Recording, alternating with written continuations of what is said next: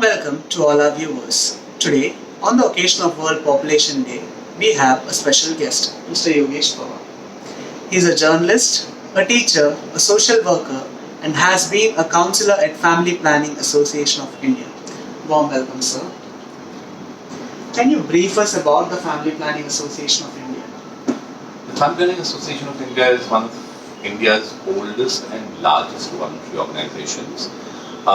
It was started by a very senior person called Avabai Wadia from the Wadia family who wanted to work in the area of population control. In the good old days, it was believed that using contraception is the only way of controlling population. So people were encouraged to have smaller families and they were sort of encouraged to use contraception. Tuberculosis and vasectomies were sort of pushed ahead aggressively. And that's how Family Planning Association of India started. But since then, there's been a lot of change in the way they run their operation. That's great.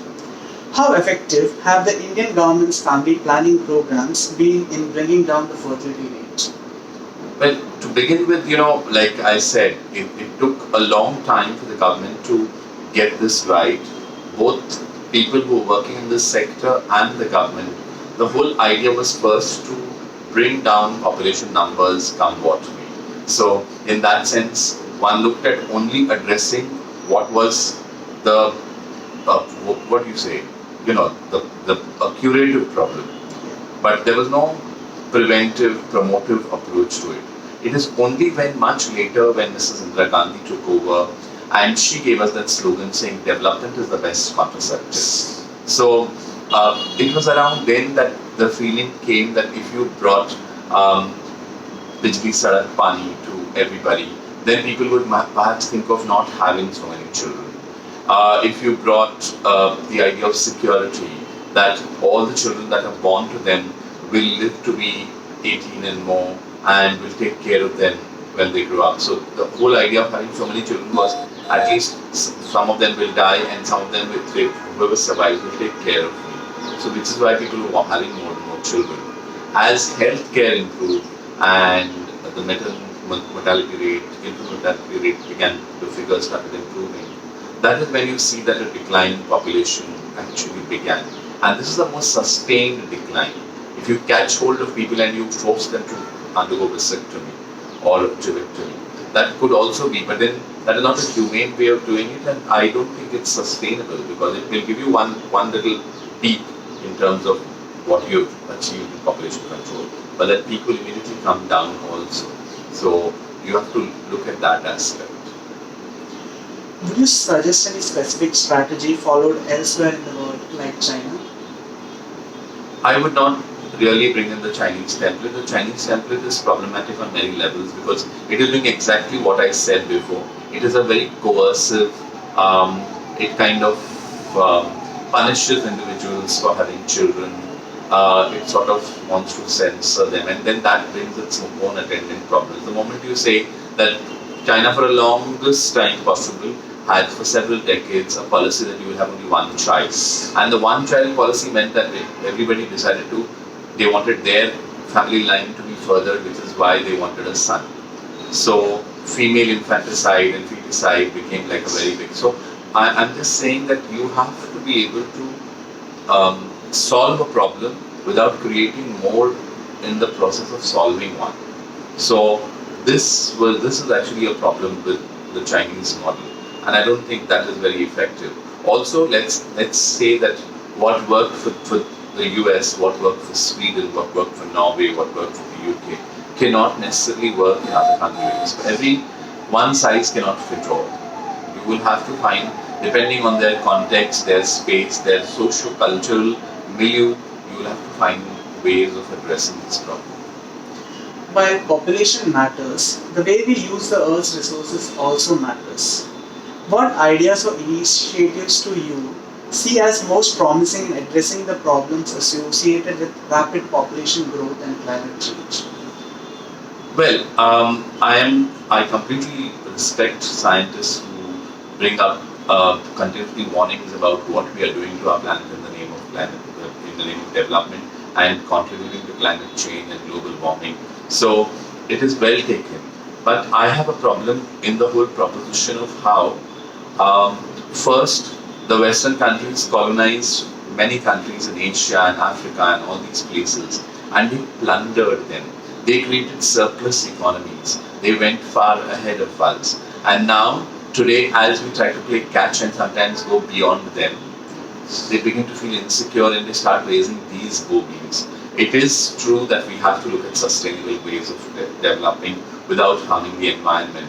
But if you till now look at per capita consumption of both fuel, water, or electricity, all these three, if you notice the per capita consumption is much more higher, say in the US, in all over Europe, compared to India.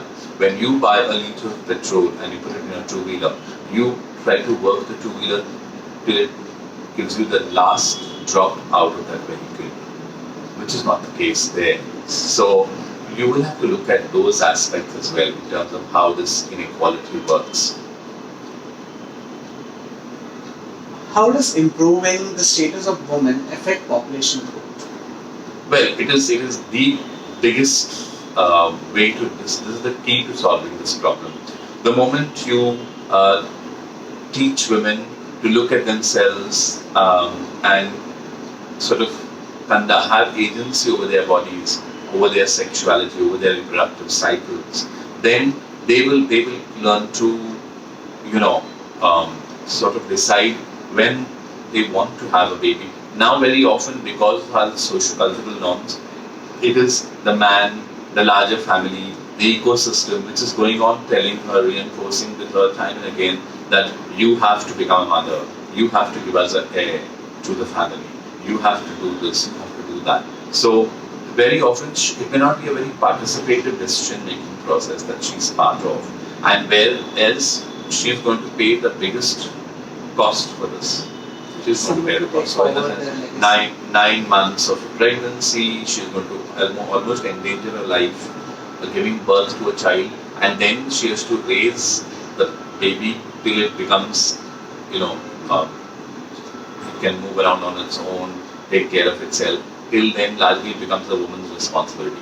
So I'm just saying that the moment you give women the independence to understand what is happening with their bodies and then take informed decisions on motherhood, it will mean that they will decide to have fewer children, whatever care and benefits they have to give the child, that will be of the best nature, which will mean we'll have healthier children. We will build a much more healthier India. So that is the way it should be. Also, will get a chance to raise their voice. Absolutely. Why are developing countries experiencing rapid population growth while developed countries are growing with slowly or not at all? Developing countries, within the developing countries, it is a bit of a misnomer to say that. Let's say, take the example of India itself. Now you have almost like a double-digit fertility rate in states like Bihar, whereas the negative fertility rate you can see in the south, even in states like Tamil Nadu. So what are we seeing here? We cannot homogenize and say that it is true for the whole country and take that as the template. What is happening is, what is this telling you? If Bihar develops itself and improves its IMR, MMR, all these statistics it improves, it provides better health care, drinking water, immunization, all this is improved, it can match step with Tamil Nadu. But till such a time that all those concerns are addressed, people don't know how many of the children I give birth will live to be adults. They all fear that if I have about 7-8 children, then maybe 3 or 4 will survive, the others may die. So let's have more. That's the norm that people look at.